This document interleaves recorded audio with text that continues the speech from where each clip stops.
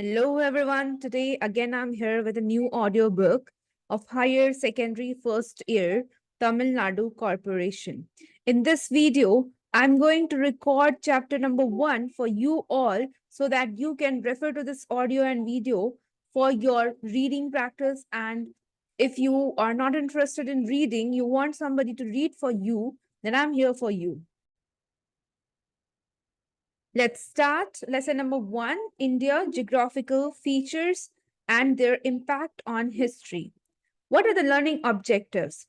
Student will acquire knowledge about the geographical features of India, the Himalayan mountains and their impact on Indian history, the Gangetic Plains and their role in Indian history, the Southern Peninsula and its effects on South Indian history, and India's unity in diversity. I've already discussed the important topic and question and answer of lesson number 1 in my previous video. Please refer to that video. Now, let's start with the reading practice. Okay. It is generally said that history has two eyes. One is chronology and the other is geography. In other words, time and space are significant factors in determining the historical process. In particular, a country's geography largely determines its historical events. The history of India is also influenced by its geography. Hence, the study of Indian geographical features contribute to the better understanding of its history. The Indian subcontinent is a well-defined geographical unit. It may be divided into three major regions. What are those three regions? Himalayan mountains, Indo-Gangetic Plains, and the Southern Peninsula. There are 5 countries in the subcontinent. What are those countries? India, Pakistan, Bangladesh, Nepal, Bhutan. India is the largest among them and it comprises 28 states and now it is 8 union territories. According to 2001 census, the population of India is over 100 crores. Okay. Let's come to the second topic, the Himalayan mountains. Himalayan mountains are situated on the north of India, starting from Pamir in the extreme northwest of India. The mighty Himalayan range extends towards the northeast. If you have confusion about northwest and northeast, then look at here. I'm drawing one map here for you. This one is north, this one is south, this one is east, and this one is west. Okay. If you will draw one line diagonally, it is northeast, it is southeast, it is southwest, and it is northwest. Okay. So if Mamir is in the extreme northwest of India, that means in this region, northwest, extreme northwest of India. And Himalayan ranges extends towards the northeast. It is northwest and it is northeast. Okay. It has length of nearly 2,560 kilometers with an average breadth of 240 to 320 kilometers. The highest peak of the Himalayas is known as Mount Everest, with its height being 8,869 meters. It acts as a natural wall and protects the country against the cold Arctic winds blowing from Siberia through Central Asia. This keeps the climate of northern India fairly warm throughout the year. The Himalayan region is mostly inhospitable in winter and generally covered with snow. It was considered for a long time that Himalayas stood as a natural barrier to protect India against invasions. So, Himalayas stood as a natural barrier. For what purpose? To protect India against invasions, attacks. But the passes in the northwest mountains, such as Khyber, Bolan, Kurram, and Gomal, provided easy routes between India and Central Asia. These passes are situated in the Hindu Kush, Suleiman, and Kirthar ranges. From prehistoric times, there was a continuous flow of traffic through these passes. Many people came to India through these passes as invaders and immigrants.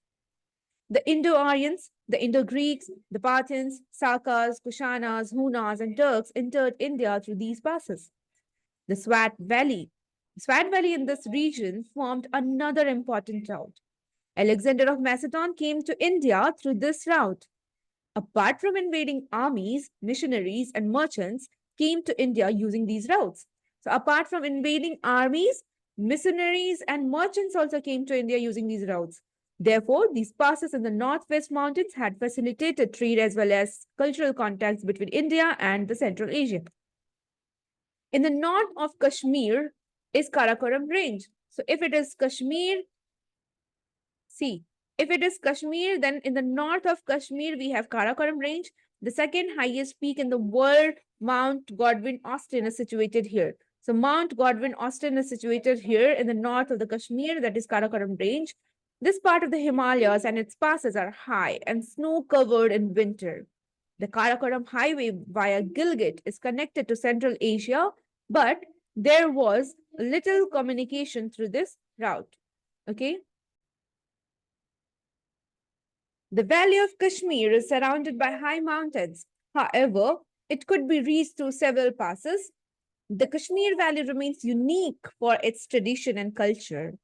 Nepal is also a small valley under the foot of Himalayas, and it's accessible from Gangetic Plains through a number of passes. Gangetic Plain is nothing, Ganga Plains, okay?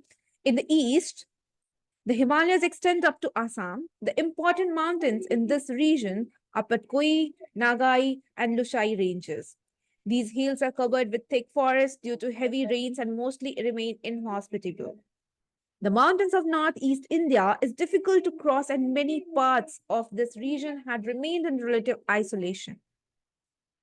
Next topic is Indo-Gangetic Plain. Indo-Gangetic Plain. Indo-Gangetic Plain is irrigated by three important rivers. What are those rivers? The Ganges, Ganga, Indus, and Brahmaputra.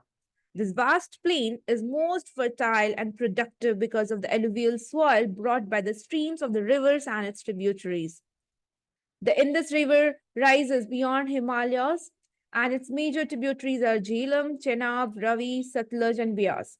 So Indus River rises beyond Himalayas, and its major tributaries are Jhelum, Chenab, Ravi, Satluj, and Beas.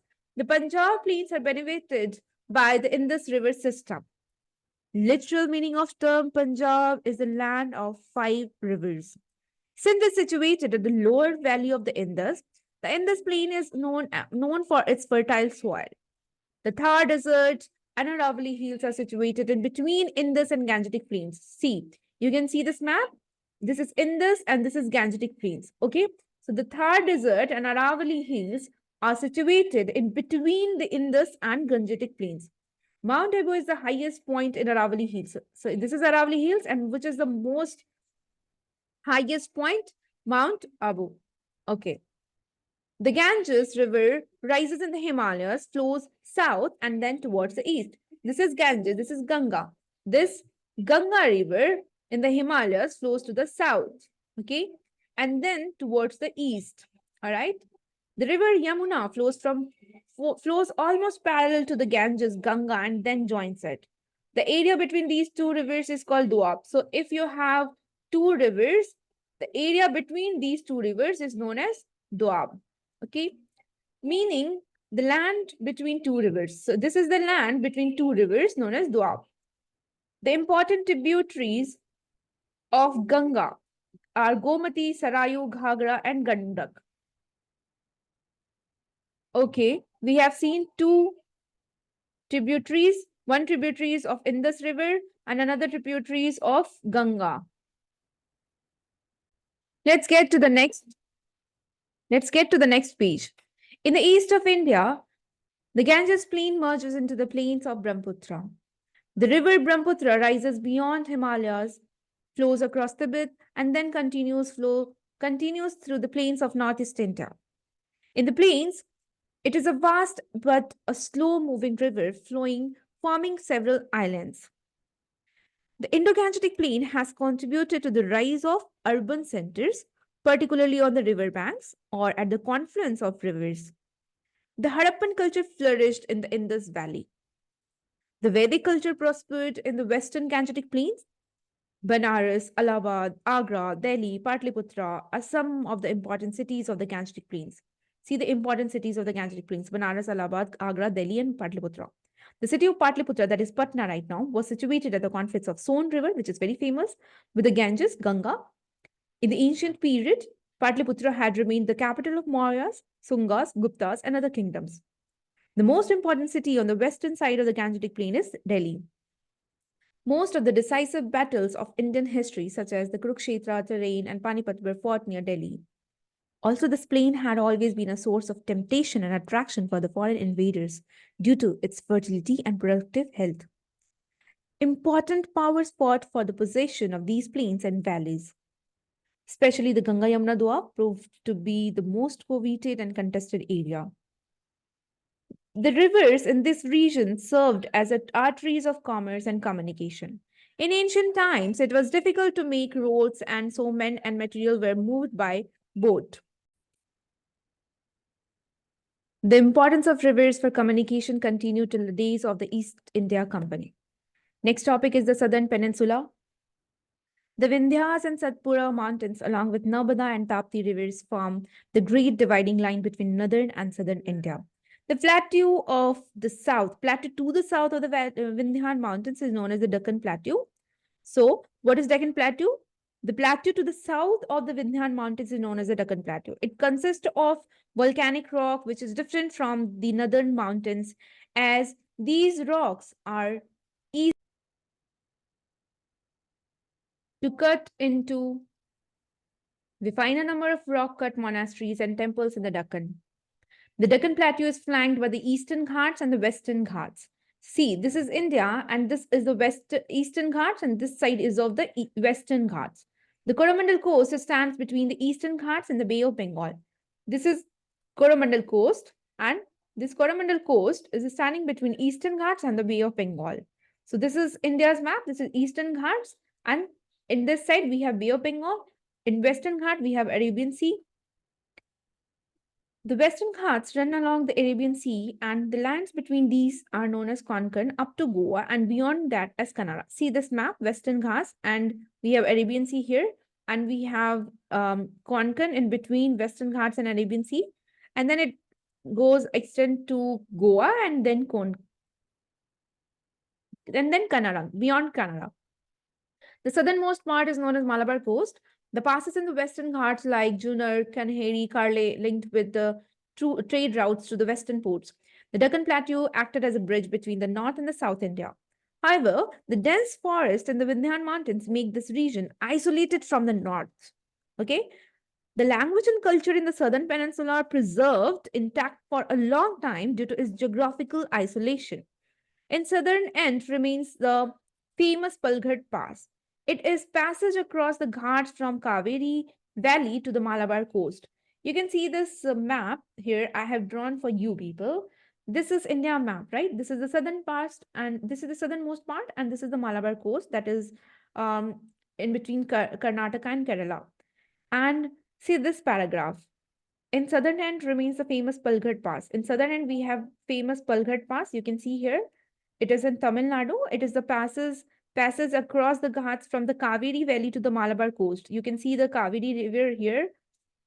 The Palghat Pass was an important trade route for the Indo-Roman trade. So what was the Palghat Pass famous for? It is famous for trade route for the Indo-Roman trade in ancient times. Anaimudi is the highest peak in the southern peninsula. You can see this Anaimudi here. This is Anaimudi, which is the highest peak in the southern peninsula. Dodapeta is another highest peak in the Western Ghats. See here, Dodapeta, which is the another highest peak in the Western Ghat. Okay. Now see, the Eastern Ghats are not very high and have several openings. Because of its several openings, it is caused by the eastward flow of rivers into Bay of Bengal. That's why it is not very high. The port cities of Arikamedu, Mamalapuram, and Kavaripatnam were situated on the Coromandel coast. The major rivers of the southern peninsula are almost running parallel. Mahanadi is at the eastern end of peninsula. Narmada and Tapti run from east to west. See the direction. Which river runs from east to west? So this is east to west. This is west to east. Okay. So east to west, we have Narmada and Tapti. And from west to east, we have Godavari, Krishna, Tungbhadra, and Kaveri. These rivers make the plateau into a fertile rice-producing soil. Okay, so these rivers make the plateau into a fertile rice-producing soil. Throughout history, the region between Krishna and Tungbhadra, Raichur Doab, Krishna and Tungbhadra. In between these two rivers, we have Raichur, Doab. Doab, we have learned that land between two rivers is known as Doab. Remained a bone of contention between the major kingdoms of the south. Remember, major kingdoms of the south. We are talking about Raichur, Doab, Krishna and Tungbhadra. The deltaic plains formed by these two rivers. Deltaic plains are deltaic plains, Krishna and Tungbhadra. That is Raichur, Doab, bone of contention. Two rivers at the mouth became famous under Satavahanas. A number of towns and ports flourished in these plains in the beginning of Christian era. The Kaveri Delta constitutes a different geographical zone in the far south. It became the seat of Chola power. The Kaveri Basin, with its rich tradition, language, and culture, has flourished from the ancient times. As the southern peninsula is gifted with a long coastline, the people of this region took keen interest in maritime activities. Southern peninsula gifted with what? Long coastline. And people of this region took keen interest in maritime activities. A great deal of trade and commerce went on through the seaways from the earliest times. So you can see this paragraph. In the east, mariners reached countries like Java, Sumatra, Burma, and Cambodia. Apart from trade, if you will, apart from that, they spread Indian art, religion, and culture in these parts of the world. The commercial contacts between South India and the Greco-Roman countries flourished along with cultural relations. Now we are going to talk about India, a land of unity in diversity, which is really very important question related to this. Okay, so pay attention to this topic. The history of ancient India is interesting because India proved to be a melting pot of numerous races. The pre-Aryans, the Indo-Aryans, the Greeks and Scythians, and the Hunas and the Turks, etc., made India their home. Each ethnic group contributed its mite to the making of Indian culture. All these people mixed up so inextricably with one another that at present none of them can be identified in the original form. Different cultures mingled with one another through the ages. Many pre-Aryan or Dravidian terms occur in the Vedic text. Similarly, many Pali and Sanskritic term appears in the Sangam literature. Sangam literature is also very important. Since ancient times, India has been the land of several religions. Ancient India witnessed the birth of Hinduism, Jainism, and Buddhism, but all these cultures and religions intermingled with one another. Although Indian people speak different language, practice different religions, and observe different social customs. They follow certain common styles of life throughout the country. Therefore, our country shows a deep underlying unity in spite of great diversity. In fact, the ancients strove for unity. They looked upon the vast subcontinent as one land. The name Bharatvarsha or the land of Bharata was given to the whole country after the name of an ancient tribe called Bharatas. Our ancient poets, philosophers, and writers viewed the country as an integral unit. This kind of political unity was attained at least twice during Maurya's and Gupta Empire. The unity of India, recognized by foreigners, the first came into contact with the people living in Sindhus on the Sindhus and or Indus and named the whole country after this river Indus. Okay. The word Hind is derived from Sanskritic term Sindhu, and in course of time the country came to be known as India in Greek. India in Greek and Hind in Persian and Arabic language. India in Greek and Hind in Persian and Arabic language. Efforts for linguistic and cultural unity in the country were made through the ages. In the 3rd century BC, Prakrit language served as the lingua franca of the country. Throughout the major portion of India, Ashoka's inscriptions were written in Prakrit language. Also, the ancient epics, the Ramayana and Mahabharata, were situated with the same zeal and devotion throughout the country. Originally composed in Sanskrit, these epics came to be presented in the different local languages. Although the Indian cultural values and ideas were expressed in different forms, the substance remained the same throughout the country. Hence, India has emerged as a multi religious and multicultural society. However, the underlying unity and integrity and plural character of Indian society remains the real strength for the development of the country. Okay, this was the end of the chapter, and we have learning outcomes, the geographical features of India, details of Himalayan mountains and passes in northwest, and how they were used by the foreigners, invaders, traders, and migrants, river system of Indo-Gangetic and their impact on historical events such as battles and emergence of urban centers, southern peninsula, the long coast, which contributed to a lot of maritime activities, and how India emerged as a multicultural society, and the same is successfully sustained over the centuries, as we have seen in the India unity in diversity. Okay, so as we have already discussed about the question and answer of this chapter, you don't have to think a lot about it. Just go to the previous videos and refer to that video if you find it very interesting and helpful for your exam, that I am reading this chapter for you people so that you can understand it well, because somebody is reading it for you, right? I'm doing the hard work for you. So let me know in the comment section that whether you like it or not, so that I can come with next chapter of Tamil Nadu history book with a new audio book for you people, right? Thank you so much for your time and your patience that you were here and you were listening to this audiobook. And I really, really thank you for this. I'm coming with a new video. Hope you'll stay tuned for the next video. Bye bye. Have a great day.